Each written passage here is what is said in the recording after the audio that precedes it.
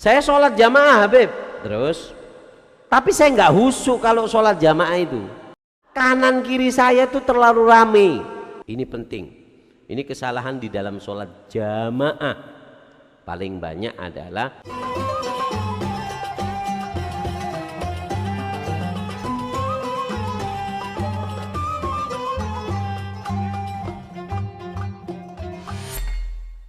hukumnya sholat berjamaah.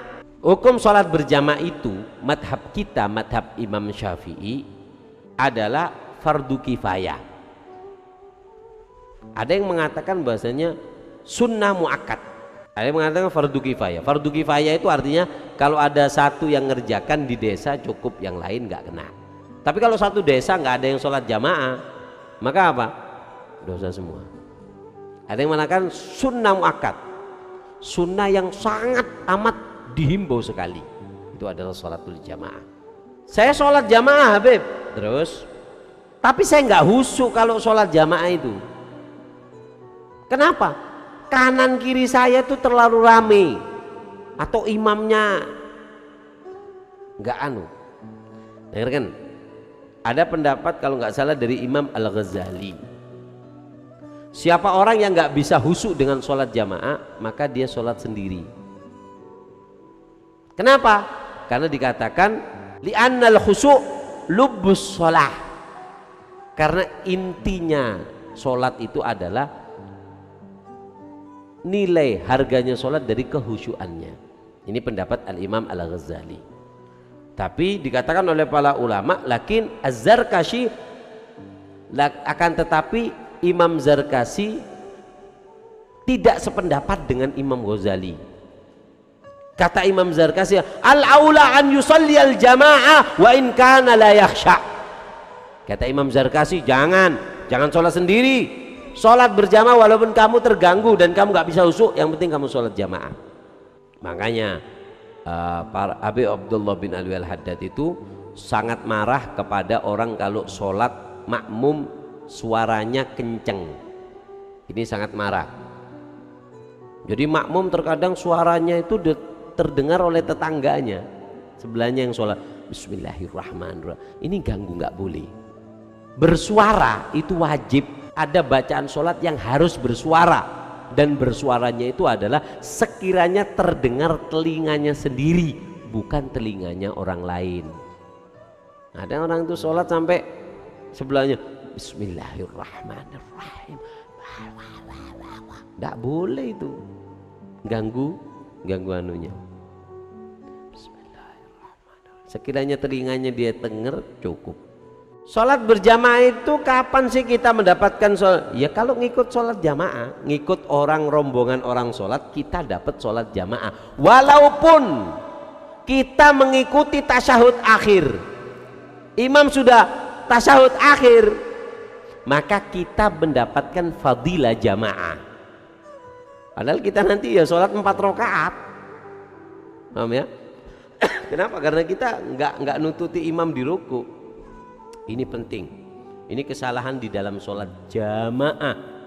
Paling banyak adalah ketika makmum tidak mendapatkan rukuknya imam. Dengarkan, si imam sholat, Allahu Akbar, rakaat pertama masih adzan, kamu di kamar mandi masih dapat telepon.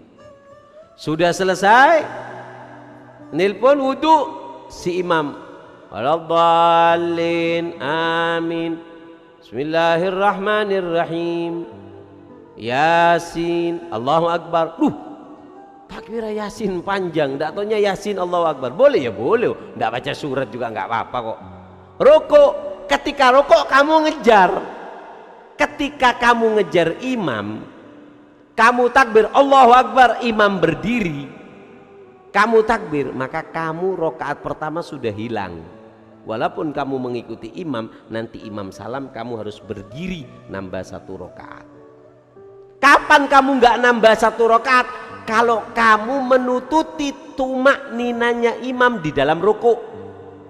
Contoh, imam, inna a'tainakal kautsar fasalli li rabbika wanhar inna syani'aka huwal abtar. Allahu Akbar. Rukuk, maka sih kamu Allahu Akbar. Loh, nututi kamu tumak ninanya imam walaupun seukuran subhanallah imam berdiri, maka kamu mendapatkan rokaat yang pertama dan kamu nanti nggak usah nambah. Ada orang enggak gini, karena ini yang sering terjadi. Allahu Akbar, Allahu Akbar, imam berdiri kamu ruku. Ini enggak boleh. Artinya enggak boleh apa? Enggak boleh mendapatkan rokaat pertama, dia harus menambah nanti satu rokaat. Apalagi di atasnya itu imam sudah i'tidal, kamu sholat langsung ngikuti, maka apa? Maka kamu nanti tetap nambah. Ini banyak kesalahan di situ. Dan juga kesalahan di sholat jamaah yang paling banyak adalah makmum bersamaan dengan takbirnya imam, tidak sah. Ini banyak sekali. Makanya imam kalau bisa takbirnya jangan panjang-panjang, karena makmum itu boleh masuk ke dalam sholat ketika imam sudah selesai mengucapkan Allahu Akbar. Selesai rok takbir Allahu Akbar, baru si imam Allahu Akbar. Yang terjadi sekarang tidak, si imam Allahu Akbar, masuknya bareng sama imam, tidak sah. Paham ya? Jadi imam harus Allahu Akbar, baru makmum mengatakan Allahu Akbar. Paham ya?